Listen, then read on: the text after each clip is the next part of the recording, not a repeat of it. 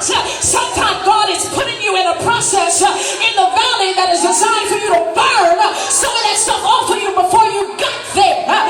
Yes, Lord. Understand that this valley is not supposed to be pretty, but we cannot expect God to take us out before it's time. Yes, God. You cannot expect God to take it away from you right then. No, he said, I got to take you through a process. So you cannot run through this valley. You got to walk and steady your way through this valley. Understand that the Bible does not say that you are supposed to sit in the valley. Yes, Lord. When you came in this building today, you set your stuff down and you sat down and you knew that you were going to be here for a little while.